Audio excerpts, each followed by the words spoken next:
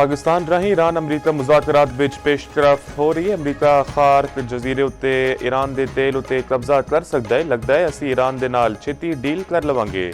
अमरीकी सदर Donald Trump की त्यारे विच सहाफियां नाल गलबात आके ईरान ने कई पाकिस्तानी परचम बरदार जहाज़ां नूं होर्मज़ तो लंघण की इजाजत दी। अपना होर्मज़ तो लंघण वाले जहाज़ां की तादाद 20 हो गई। ईरानी स्पीकर बाकिर कालीबात ने जहाज़ां नूं लंघण की इजाजत दी। ईरानी सुप्रीम लीडर की सूरत हाल गैर वाज़े है। मुश्तबा खामनाई या ते मर चुके या बुरी हालत विच ने। ईरान के खिलाफ मुख्तलिफ ऑपरेशंस उत्ते गौर कर रहे हैं। फोर्सेस ने हुण तई ईरान विच 13,000 अहदाफ नूं निशाना बनाया। मशरक़ वुस्ता विच कशीदगी रोकने लई इस्लामाबाद विच अहम बैठक। पाकिस्तान की मेज़बानी विच 4 फरीकी अहम मुज़ाकरात। सऊदी अरब मिस्र ते तुर्क वज़राए खारजा की शिरकत।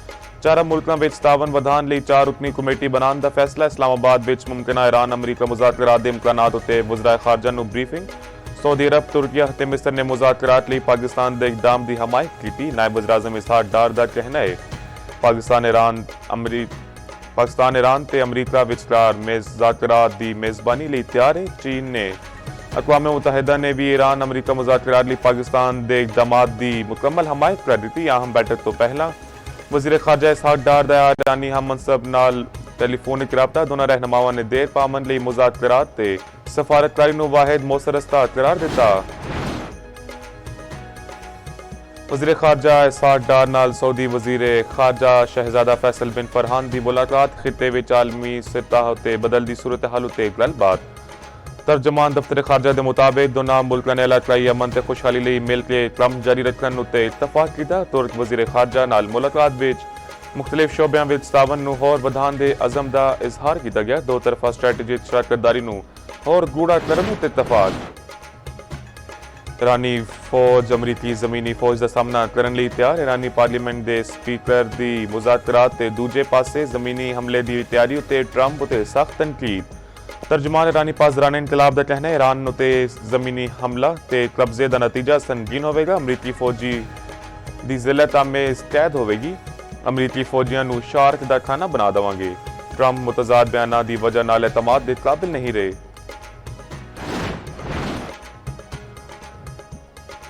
अमरीका ते इसराइल दे ईरान उत्ते हमले। दारुल हुकूमत तेहरान विच कतर दे न्यूज़ चैनल उत्ते भी हमले तो बाद बराह रास्त नशरियात मुअत्तल हो गई। अरब मीडिया के मुताबिक इमारत नूं सख्त नुकसान अपड़िया, कई जख्मी। सूबे गिलान दे कस्बे उत्ते भी हमला, 2 शहरी शहीद, 5 जख्मी।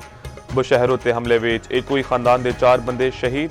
सूबे खुजिस्तान दे शहर विच पानी दे वड्डे जरिए नूं निशाना बनाया गया। ईरानी वजारत सेहत के मुताबिक हमले विच हुण तई 2076 ईरानी शहीद हो चुके। शहीदां विच 216 बच्चे भी शामिल। 26,500 तो वध ईरानी जख्मी।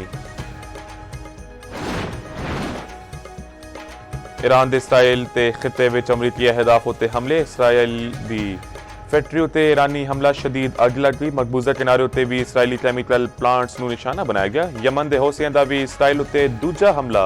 हौसी तर्जमान दा कहना है ड्रोन्स ते मिसाइल नाल मकबूजा इलाकिਆਂ विच होनी तनसीबां नूं निशाना बनाया। इसराइली जहरीत बंद होण ते हमले जारी रखने दा ऐलान। हज़बुल्लाह नाल झड़प विच एक और इसराइली फौजी दी हलाकत दी तस्दीक।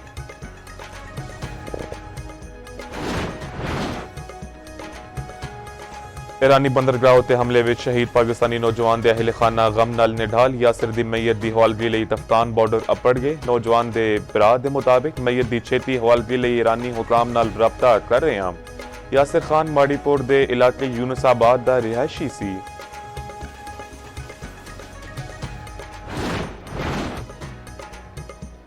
उमर रबाब चांडियो दे प्यो दादे ते चाचे दे कतल दा केस। सिंध दे शहर दादो दी मॉडल क्रिमिनल कोर्ट दा महफूज फैसला आज सुनाया जाएगा। जराए दे मुताबिक सुनवाई के दौरान पुलिस वालों दफा 144 ला दी गई। DSP सने 450 पुलिस एहलकार सिक्योरिटी ते मामूर होंगे। रेंजर्स दे दस्ते भी पेट्रोलिंग करनगे।